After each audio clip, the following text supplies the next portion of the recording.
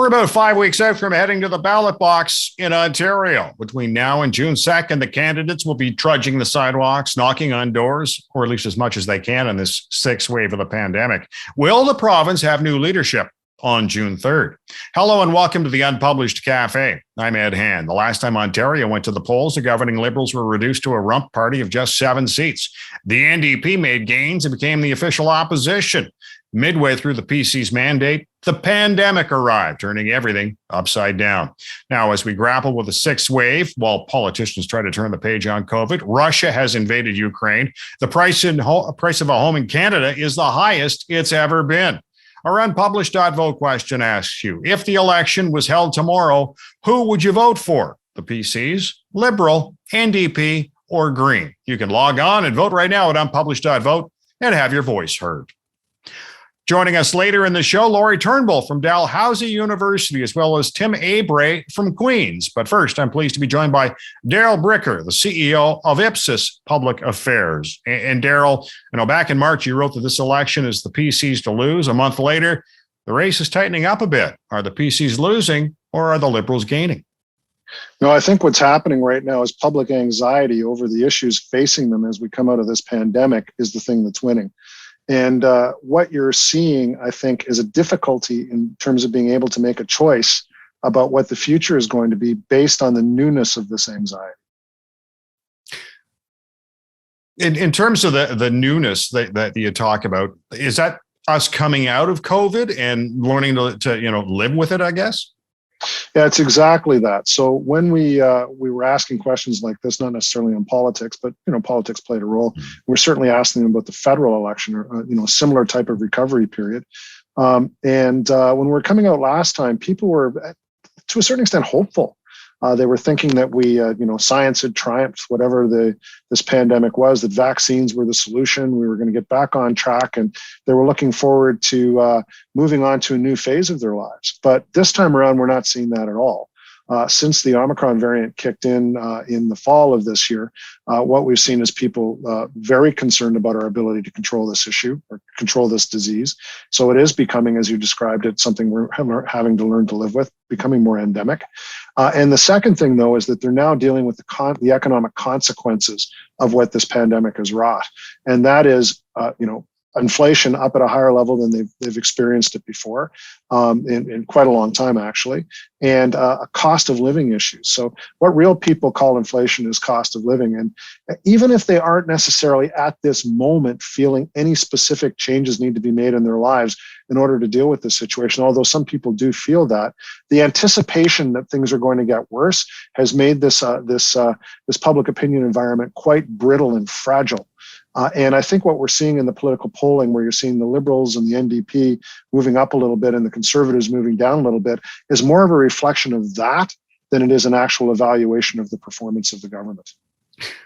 I thought, usually when an election starts or it comes into the horizon for voters, they start paying a bit more attention. Do you think that's where, people are starting to pick their sides in terms of who they'd like to see run the province come June 3rd?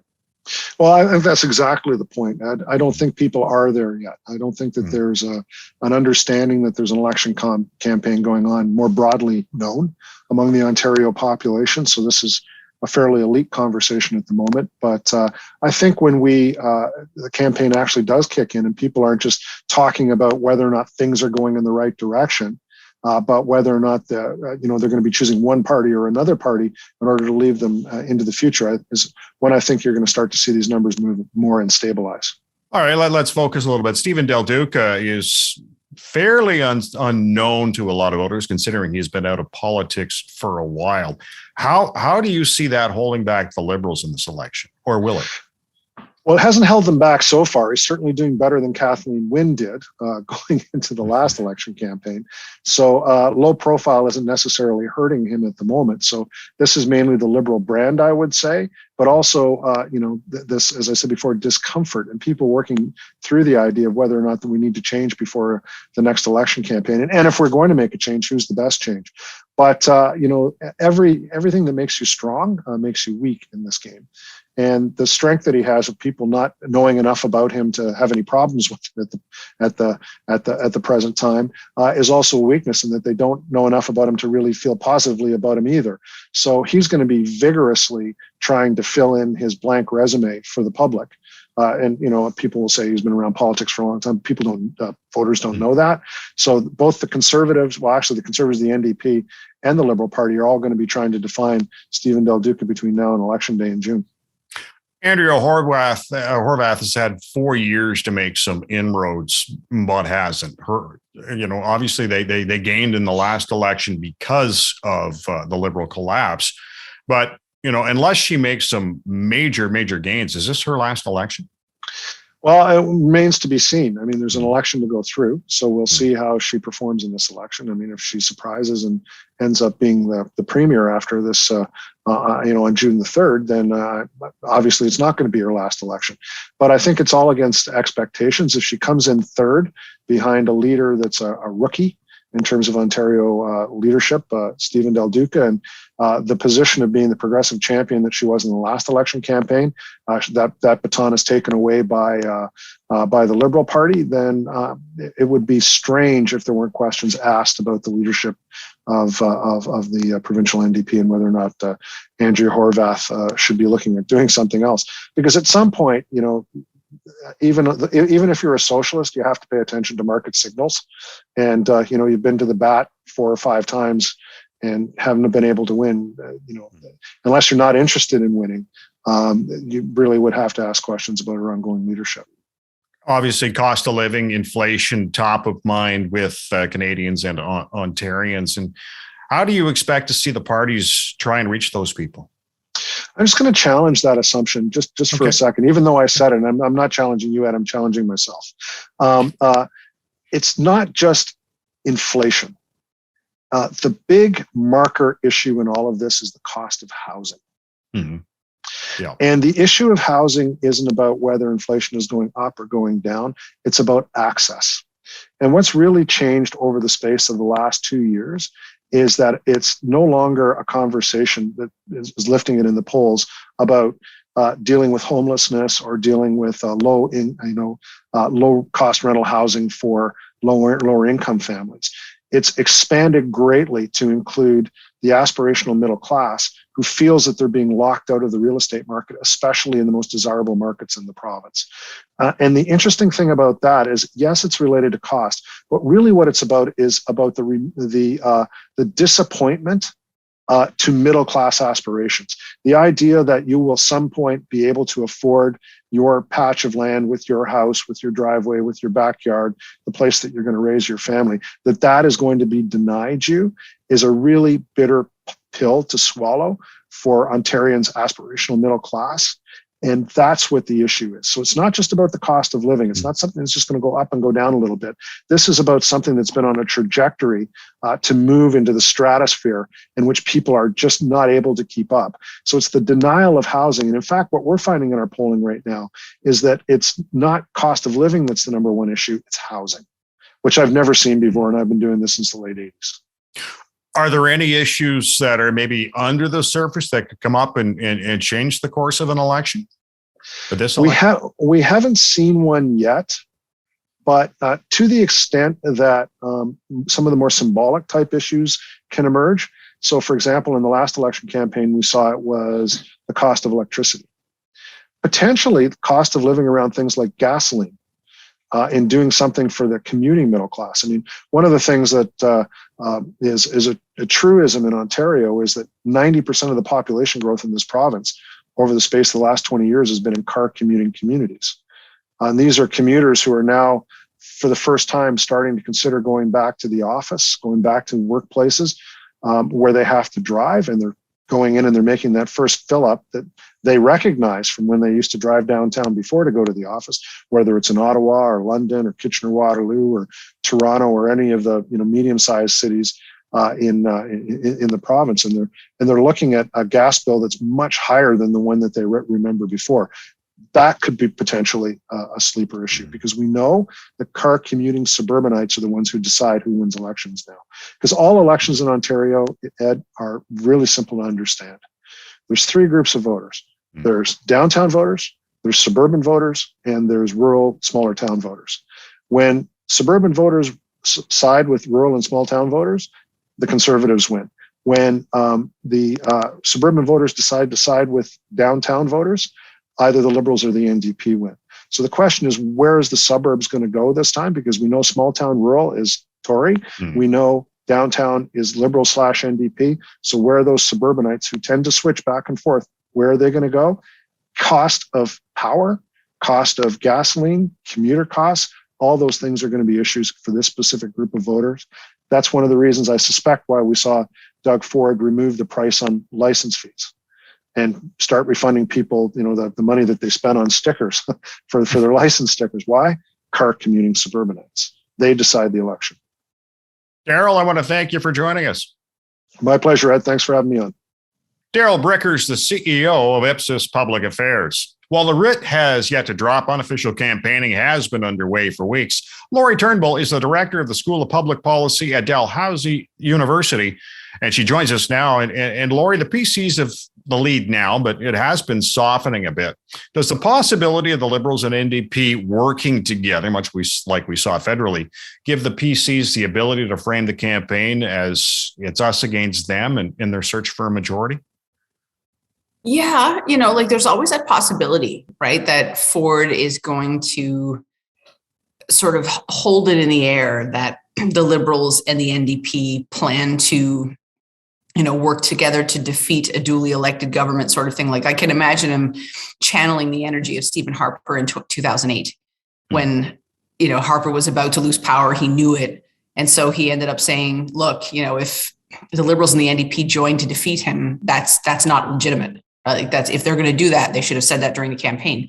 So I think Ford would probably try, like in the event that it's looking like his numbers are closer to a minority than a majority, he might try to sort of push this narrative during the campaign that the Liberals and the N.D.P actually, there's not much difference between them, and they plan to overtake a government that would be continued sort of thing, even in a minority context. And I think that he'd probably try to get to voters who are liberal, who would put the N.D.P third, not second. Liberal voters who don't want to see an alliance with the N.D.P and vice versa. And so there's a possibility that he'll go down that road.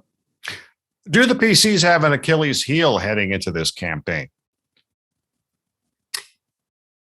Do the Conservatives have an Achilles heel? Wow. I mean, I think there are possibly several. I think. Ultimately, the election is going to be in some ways a referendum on Doug Ford's handling of COVID-19, where, he had quite a few decisions in the first part of his tenure, including the decision around changing municipal ridings and things during an election like that those sorts of decisions, I think, were very controversial at the time. But now everybody forgets that stuff because COVID, right? And so that's become the big issue. And so I think in some ways, there were times during COVID where he actually did really well. We saw his popularity go up. He was, was seen to be getting along well with the federal government, making good decisions, things like that. But then after a while, as we saw lockdowns sort of on and off and decisions being made about, how to handle all of that, he's been criticized more, in sort of the back half of it. And so I think going into it, people are going to be thinking about who, how Doug Ford did, who they want to trust going forward, that sort of thing. I mean, if there's an Achilles heel for him, I think there are issues around something like long-term care, right? Which was exposed as a major problem, and the quality of that, the state of that in Ontario was a major issue. But at the same time, he can sort of punt that and say, well, the Liberals didn't do anything about it, and we inherited this mess, things like that. I think the other thing too is that he can play up his relationship with the federal government, I think, as being a relatively strong one in some cases, right? He's gotten along really well with Chrystia Freeland. I think, he can hold up the childcare agreement and say, we're able to get things done for you, Ontario, and so give us back, right? But I think things like long-term care, things like escalations in rates of COVID-19 in Ontario. I think the handling of the education side of COVID-19 and students being able to get to school, and like, I think those sorts of things are going to come back to haunt him on the campaign trail. Strategic voting.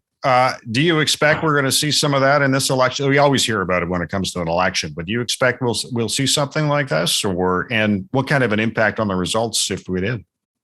Oh, like, Canadians are strategic voters, absolutely, and our electoral system is about rewarding the person who comes first, and the rest of the result doesn't really matter. And so I think like Doug Ford is in a position where I think, if anything, he will benefit from the electoral system and the way it shakes down, where you get the possibility for split is on the N.D.P and the Liberal side, especially given that there's, even at this point, the campaign hasn't even kicked off in earnest. There's quite a bit of overlap between what they've been saying, right? Like, and there's that's why people are thinking that the possibility of overthrowing a Ford minority is possible, right? Because the parties have so much in common. And now the Liberals and the N.D.P on the federal side have set this example of how they can not form a coalition, but can work together in a way that, kind of keeps their government going. And so I think that's going to be where the Liberals and the N.D.P start to push, don't waste your vote on the others, vote for us.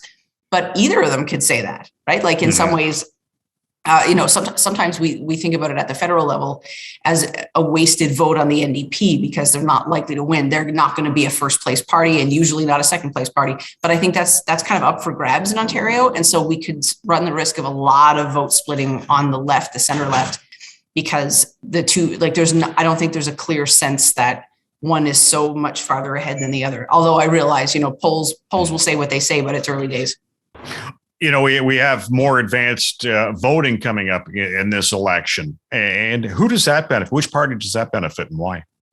I mean, like, there's some evidence to suggest that advanced polling and more engagement with that has some benefit to the status quo, to the incumbent. But I think it can go the other way too, in the sense that people who are really fed up and who know they're going to vote against the government if this is a change election for them, or if this is something that they know anybody but Ford sort of thing, then you're more likely to show up and get this done. The other thing is to think about it. It's possible that voting in advanced polls is more appealing to some demographics. So for instance, like, if you're somebody who is a decided Liberal voter or a conservative voter, you've been your whole life, this is not going to, this campaign doesn't really matter to you, but you're definitely going to vote, then you're going to go and register that vote earlier to just avoid the lines and get it over with. And so it's possible that there's not necessarily a huge advantage for any party. Like, it depends, right, on who shows up. Mm-hmm. But we know that campaigns are important. Right. And there's a lot of people who will make up their mind like the weekend before the election. And so they won't vote in the advance poll. They'll wait to hear the whole thing. Where do you see Ontario? What region do you see Ontario being decided in this election? I mean, I don't know, because I think it could be very close. Some people are saying that Ford will do better than expected. And that's possible. I mean, I wouldn't be surprised to see a progressive conservative plurality, whether it's a majority or not, I'm not sure. So it's possible that this is really going to come down to the wire, right? Where there's no specifically decided, region that kind of takes it. I think it's going to be more close than that. Laurie, I want to thank you for joining us. Anytime. Thanks for having me. Laurie Turnbull is the director of the School of Public Policy at Dalhousie University. Now, this is a different PC party than the one that won in 2018. That means new faces on the campaign trail. Tim Abrey is a teaching fellow and PhD candidate at Queen's University, and he joins us now. And Tim, Christine Elliott, Rod Phillips won't be running. There's going to be about 20 new faces for the PCs on the campaign trail. Will that help or hinder the party? I'm going to give you the terrible fence-sitting answer, which is both. It really depends, right? Campaigns are two things. They are a broad, across-the-board effort. So a broad provincial effort led by a leader, led by an AIR campaign, as it's often referred to, which means just lots of advertising, general messaging, key themes to the campaign. But anybody who's done campaigning knows that the second campaign is often the most critical one, and that's the one on the ground in individual ridings. And in individual ridings, I think in some ways this is probably going to both hurt and harm this government. You've got a fair number of people with very high profile names, long established community reputations who are no longer running this time. And that creates a bit of a challenge for the people who are going to follow them to try and live up to those sorts of the name recognition, the track record, the familiarity. It does tend to create openings for people who are going to challenge for those seats. So the opposition parties tend to have a much easier time running against new candidates. Even though the riding might be held by the PCs, it may be a little more difficult for them to hold it with an unknown quantity running in place of someone who's a name brand. Now, some of those who aren't running for the PCs this time around because of, well, missteps, I think of Rod Phillips specifically, but whether it be coming out against the government or whatever, how do the opposition parties make hay with those candidates? Usually just by doing exactly what you just alluded to, which is reminding people constantly of the things that might have led to them deciding not to run again. So reminding people of the missteps, reminding people of them stepping in it regularly throughout the term. And that is always the way with opposition parties when they're attempting to replace an incumbent government, particularly when we've seen polls being relatively consistent over the last few years. I mean, there have been dips for the Ford government, but they have led most of the time over the last 4 years. And the opposition parties need to remind people of why the government needs to be replaced if they have any hope of actually having their candidates replace either incumbents or their replacements in established PC ridings. You know, the N.D.P did gain in the last election and, pretty well decimated the Liberals. They were the official opposition, but they really haven't seen much growth. I wonder, will the N.D.P be looking for a new leader after this election if Andrea Horwath does not win? Yeah, it's the eternal question in Ontario politics. I've been around it and watching it for well over, now 30 years now. And the N.D.P is an interesting bird. It tends to approach its leadership position in a way that the other parties do not. They have a lot more patience with their leaders. They tend to give them more time to develop a reputation, to develop some level of recognition, to establish a culture within the party. Part of that comes from the culture of the party itself. They tend to look at themselves as more of a whole team effort, less established on the name brand or enthusiasm about a particular individual. And so I think, though, that Horwath has been around a very long time, even by N.D.P standards, and an inability to move the needle from election to election, particularly when there are so many contentious issues on the horizon, is a big red flag for any party, no matter how faithful you are. And so I think that she is going to have to be able to point to some significant gains in this election campaign if she is going to have any hope of hanging on to it, or quite frankly, any desire to hold on to it. I think we often overlook that too, is that N.D.P leaders are often given the time and space to succeed. And if they don't, they often remove themselves, just simply out of a sense of, I've done my time, I've done my best effort, it has not succeeded, it's time to make way for somebody else. And I wouldn't be surprised to see that if that's what happens this time. Now, awareness in terms for Stephen Del Duca as Liberal leader, he has no seat and doesn't have a strong profile. He has been out of politics for a while. How are the Liberals going to turn that around? Well, they're going to have to stick him out front and center far more often, and he's going to have to figure out a way to connect with people on a much more personal basis. Stephen Del Duca is very much an unknown quantity across Ontario. Very few people can even remember to pronounce his name properly or spell it correctly, even if they do remember it. And the vast majority of people, if they're pressed, could not tell you who the current leader of the Liberal Party is. That in and of itself is not all that unusual. There are lots of instances of people who have entered election campaigns as virtual unknowns and come out, pretty well. There's a guy named Mike Harris who entered a campaign, 27 years ago with, I think it was about 11% recognition among voters. and ended up forming a majority government. So a lack of recognition in and of itself is not a problem, but I think times have changed considerably since 1995. It's stating the obvious, but I think that with things like social media and the constant attention that social issues can have, for example, COVID-19 has dominated social media for the last couple of years, understandably, and it has driven a lot of the political conversation. And I think that if you cannot make a name for yourself in that environment, if you cannot drive up your recognition, if you cannot get people's attention and engage in those conversations, you're going to be in a lot of trouble. And I think that that's where the Conservatives have a significant edge over the opposition parties, is that while they may complain a lot about coverage in mainstream media and write off the importance of social media, particularly when it comes to their detractors, they are certainly strong users of it to push their own message and to get a clear brand associated with Doug Ford particularly, but the government as a whole. They've done very well at sending their own message through social media and maintaining it over these 4 years. And I think the opposition parties need to do a much, much, much better job of that if they're intended to succeed in this election. And I wanted to get the messaging because the PCs are extremely tightly controlled. Last election, no media traveled with them at all. Do the Liberals and the N.D.P consider the same tack, maybe less of the mainstream media, and we'll just use the social media to get our message out?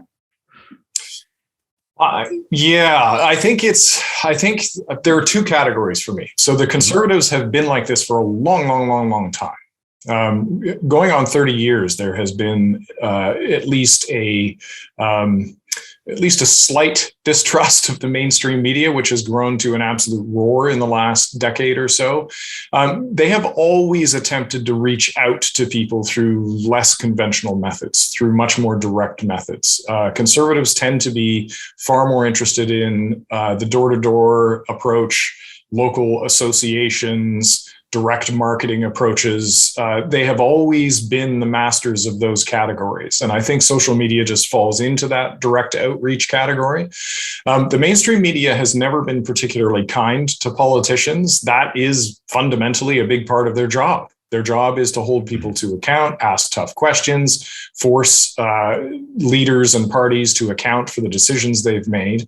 And I think what people should pay more attention to is that historically, the leaders that do well in answering those challenges from well-researched, well-backgrounded journalists tend to also perform far better on the public stage because they're confident in their answers, they're confident in their brief, and they're able to represent themselves well. A good example of that in my mind would be someone like Bob Rae, who got a heck of a rough ride as Premier of Ontario years ago in an incredibly tough moment in the province's economic history. But, love him or hate him, people at least acknowledge that the man understood his job and understood his brief and was more than happy to demonstrate that on the public stage on a regular basis. He would happily take on anybody, answer their questions, and answer it with incisive material, that he knew his brief and could answer people quite substantively. And I think a lot of that has been lost, to be honest, in the last good 10 to 15 years, because people have been relying heavily on personal brand marketing. I'm a good guy, vote for me, I'll do good things while I'm in office. Doug Ford is kind of the epitome of that. I mean, he ran in the last election in 2018 with what amounted to almost no platform whatsoever, and won. Basically saying, I'm a good guy, I'll do good things, trust me, here's a few beers, it'll be fine, and managed to pull it out. That was a change election. There was a lot of discontent in the province at the time, but nonetheless, he managed to do it on that formula. And I think, unfortunately, that model still reigns, that people are paying attention mostly to gut level impulses. People are incredibly busy and stressed right now and are having a tough time paying attention to the issues substantively. And so trust is going to play a huge role in this. Comfort is going to play a huge role in this. And I think the opposition leaders really need to get their game up on all levels in the media, mainstream media, social media, if they're going to have any hope of breakthrough. They're going to need to be respected more than just liked. I think if they can drive that respect meter up higher, they're going to have a much better chance of appealing to voters and starting to get the conversation moving in a direction that's helpful to them. Tim, I want to thank you for joining us. My pleasure. Anytime.